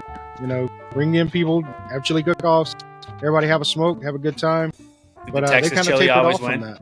I bet the Texas chili won and pissed everybody off. Man, probably. I'm kidding. I don't think I actually had a good Texas chili from there. Oh, okay. Most of ours had beans, but there was one guy that did have some Texas chili in there, and it was choice. It was good. But that was it, just one. So, Michael, is it CJ Stroud State or is it Dak Prescott State? Oh man, I think it depends on how north you are. I think, and who's winning. To me, I could care less. I am a college football fan. Go sports ball. There you go. So so I went to the University of Oklahoma. So I follow a lot of the guys that played at Oklahoma. So whether it's Kyler Murray out in Arizona or Baker Mayfield down at Tampa. All the other people that kind of play. So I'm pretty fortunate that I can kind of find any NFL team, and I've there's 3 or 4 players from Oklahoma that are on the roster. So I think we had 4 different players both in San Francisco and Kansas City. So it was like, I just want to see a good game. But I know Skip's pretty hardcore Dallas fan. But yeah, he is. It's but for me, I just want to see a good game. That's that's the only thing I really care about. I mean, I can watch football anytime. Like, I don't really care. Safe answer.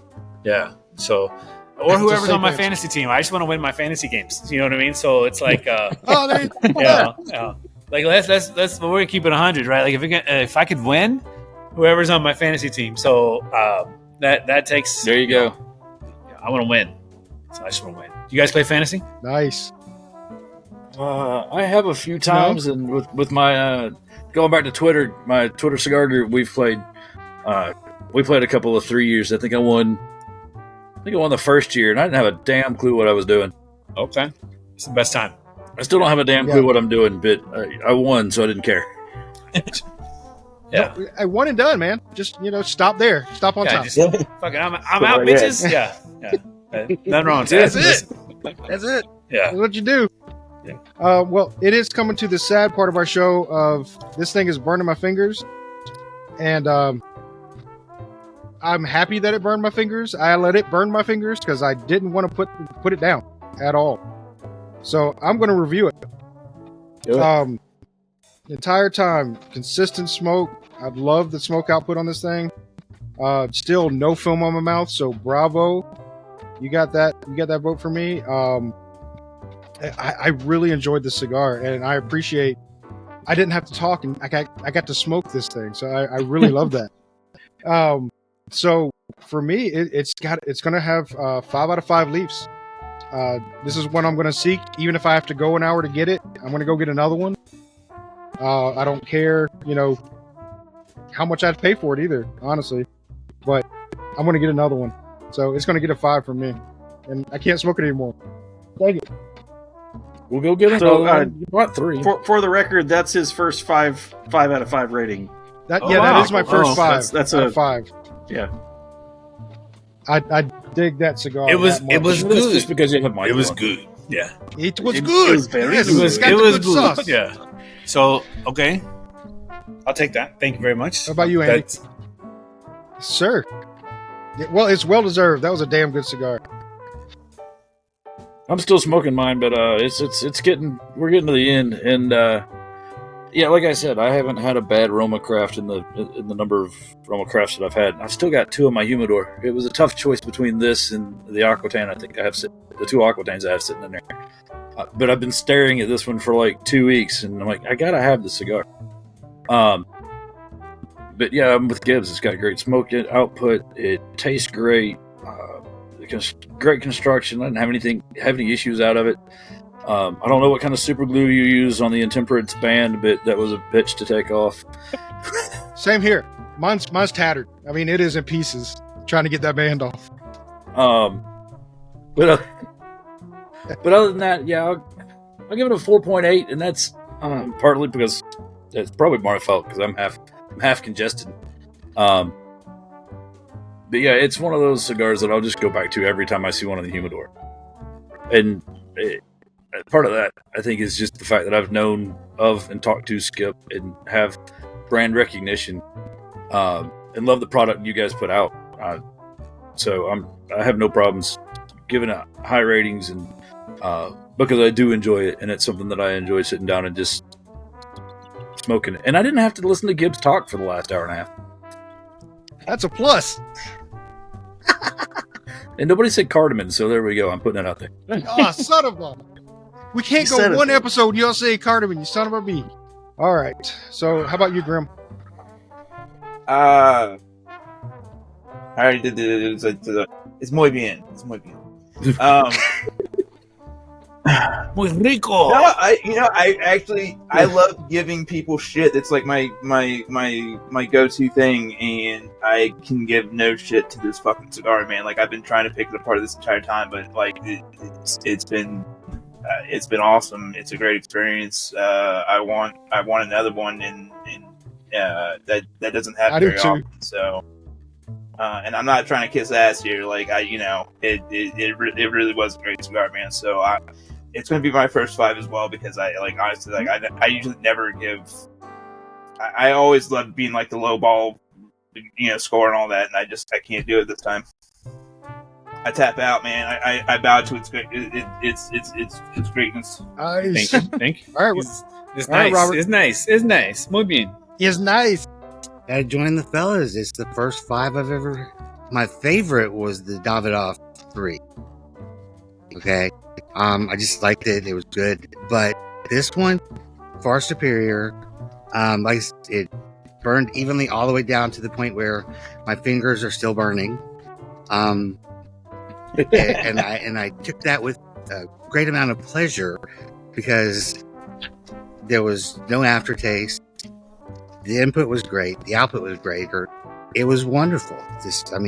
Thank you so much for that.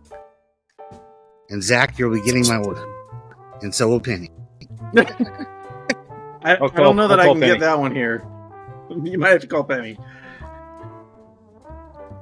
Gibbs can call Penny. He's got her phone number. Yeah, I can call Penny now. So yay, she doesn't think I'm such a scumbag to actually have her number now. So yay.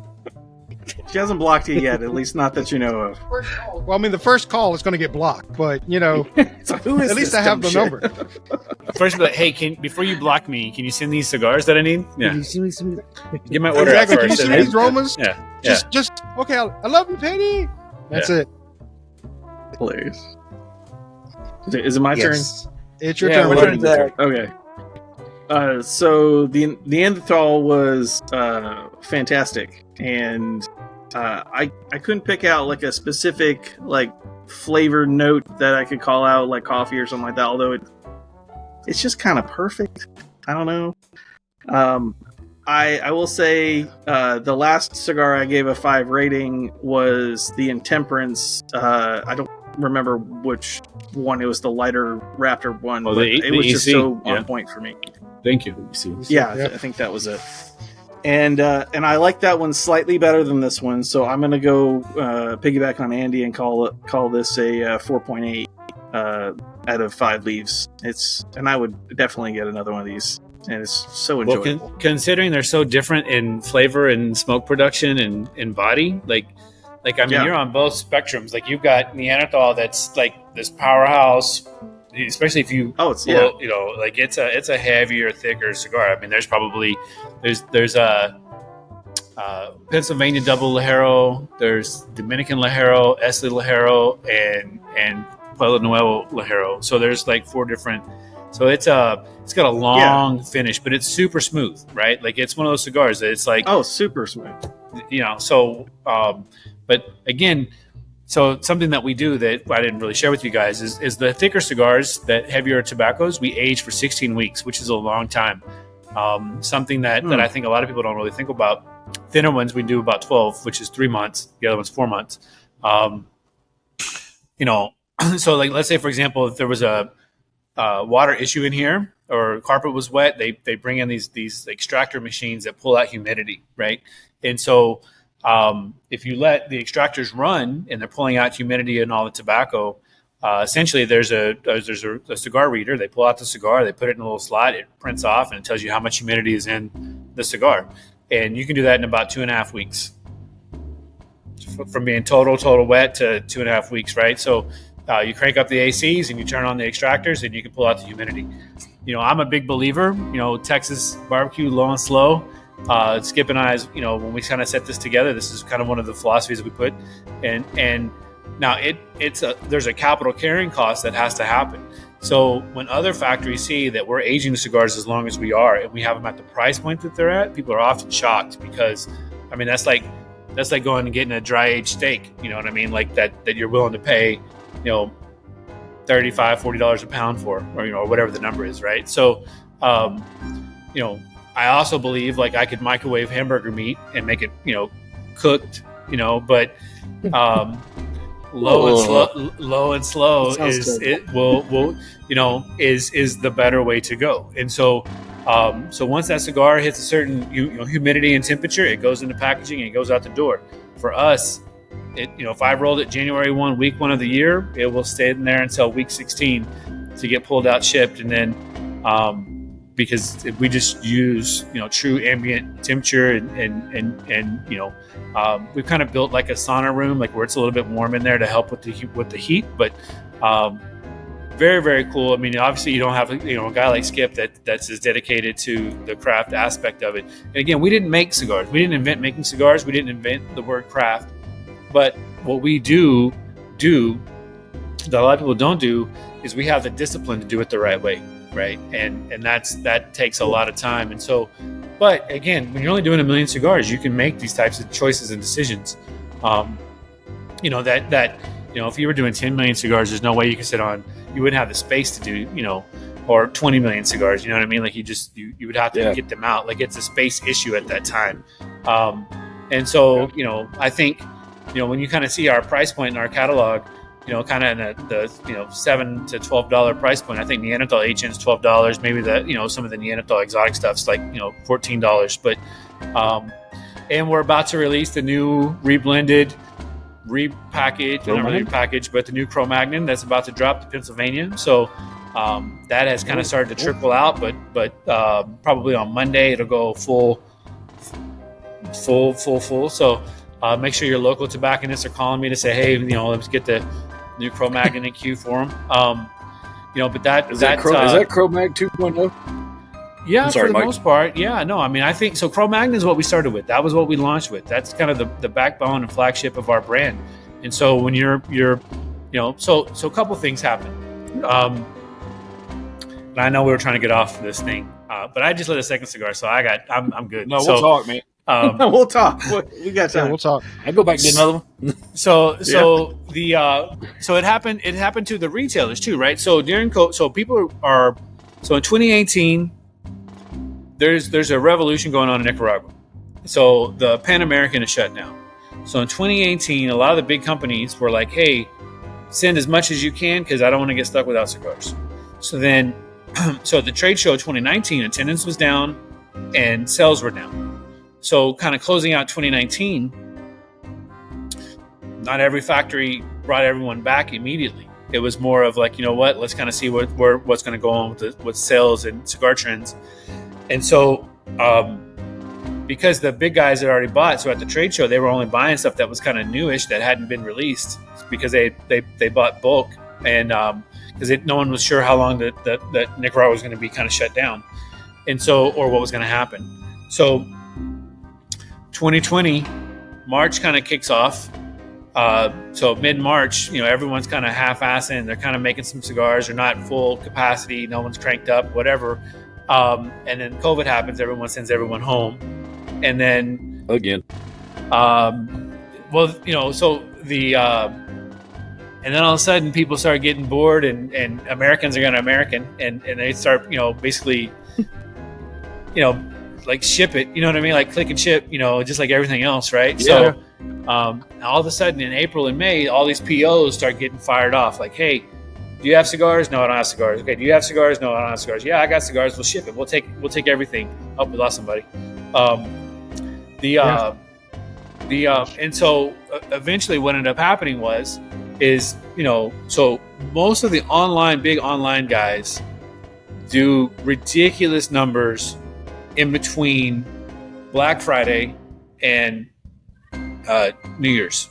Like it's ridiculous amount of they were doing on those regular days kind of what they were doing combined dollar amounts in that 5-week period daily. Oh wow. So just you don't got them? Okay, here's a PO. When you get them, send them to me. Hey, do you got cigars? Okay, hey, send them to me, and we'll just take everything, right? A lot of the factories were doing the same thing. Okay, now I gotta get guys back in the chair. I gotta crank up. I gotta go buy more tobacco. I got all these POs, and I gotta ramp up to scale. So a couple things happen. Well, supply and demand happens. Well, tobacco's, Esa Ligero that was going for $7.25 is now $10.25. Pennsylvania or broadleaf out of the Connecticut River Valley was $20, $35, $36 a pound. Now it's $40 something a pound. Tobacco costs just got so, but you got to the point to where it's like, okay, it's not sorted, it's not separated. You know what? Just send me the container. I'll take care of it. I'll have my guys go through it.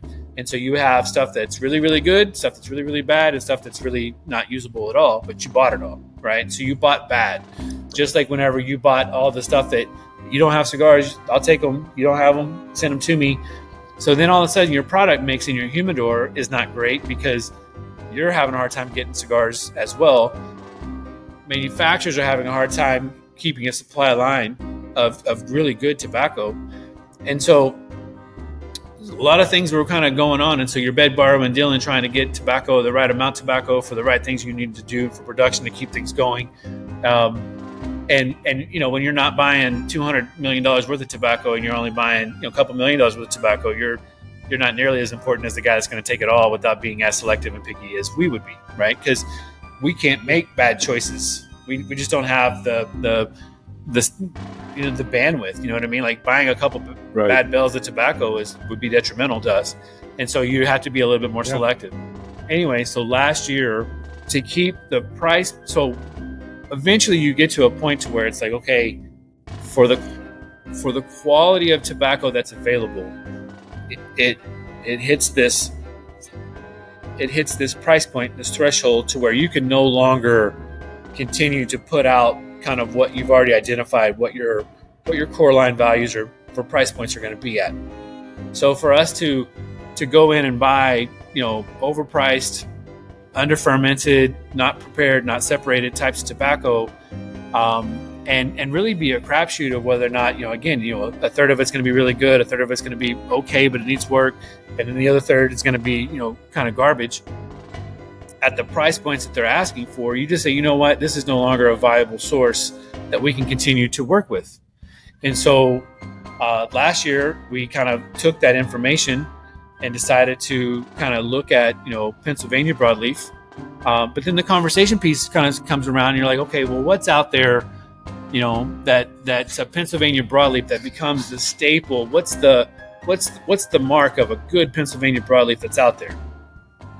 If I said, Connecticut broadleaf, people will say Liga, right? Or anything that La Flor Dominicana has done in the past. Some of the stuff maybe that Saka or Nick are doing, kind of that's out there, right?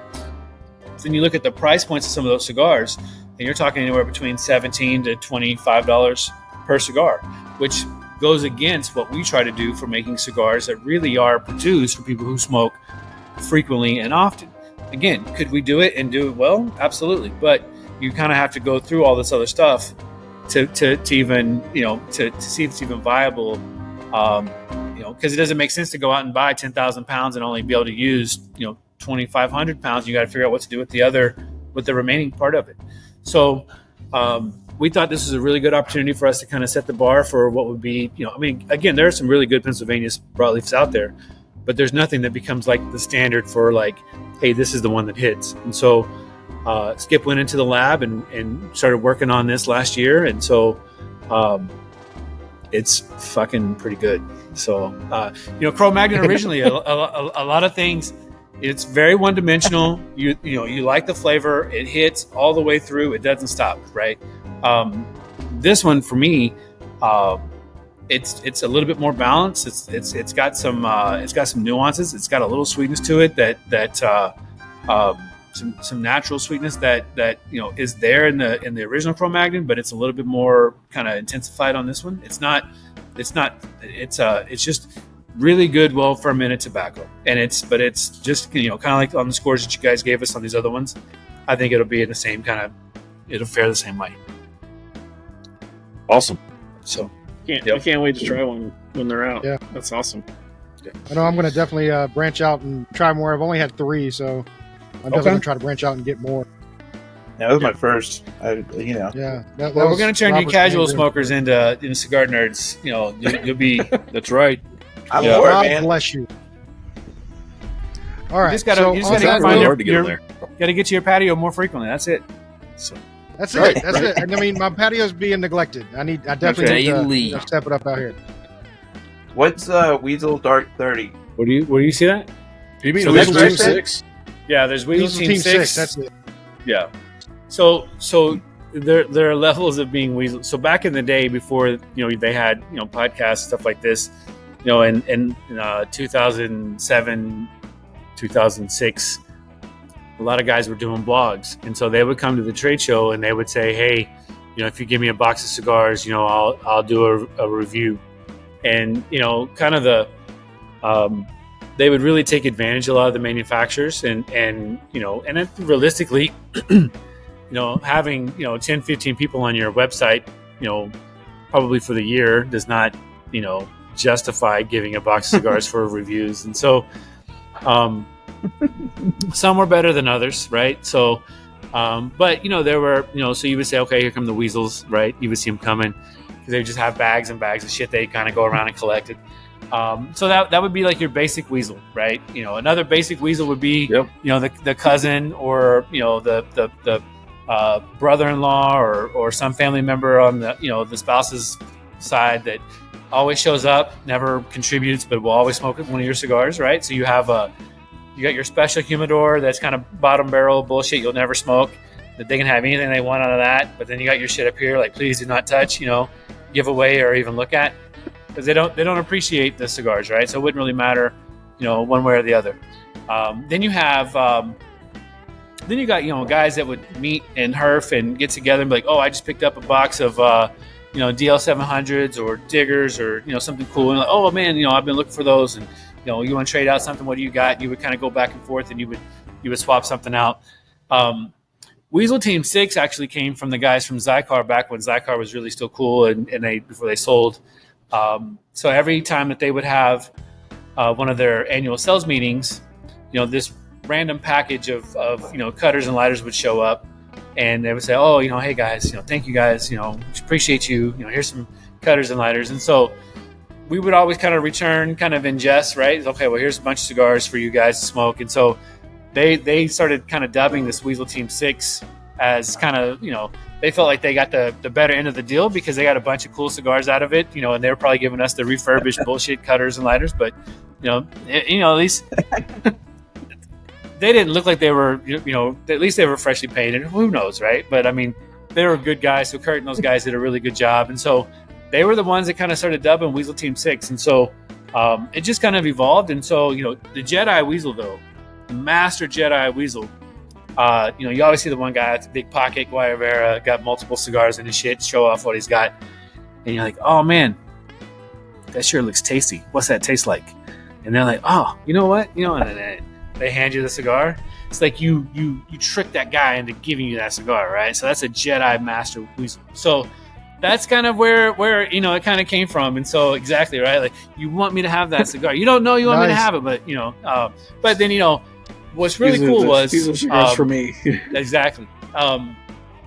So one of the things that kind of happened early on for me was there's a Cynthia Fuente would come to the local cigar shop And we would sit on the patio up at Heroes and Legacies, and she would show up and do her events. And this was back when she was married to Wayne.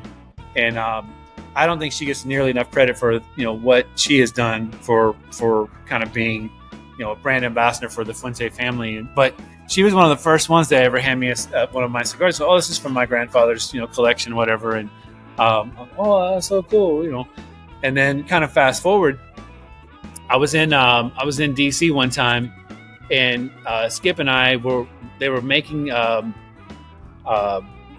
Cro-Magnon, and we had just gotten some of the Candela stuff in, and so we had been tasked with doing kind of this cigar that was a one-off for a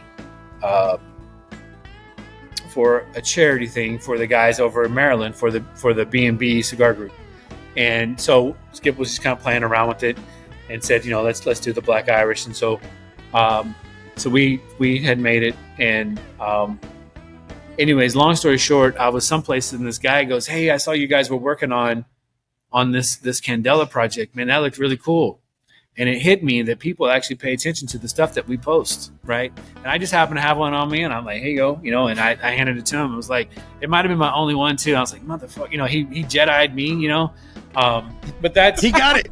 He got it right, exactly. So that was one of those things that just kind of shows you the impact that again, our little timestamp on the cigar industry and our impact and what we've done to kind of to the people that thousands of people that kind of follow us and support us is just a really cool kind of thing, and you want to embrace that. And so little by little, you just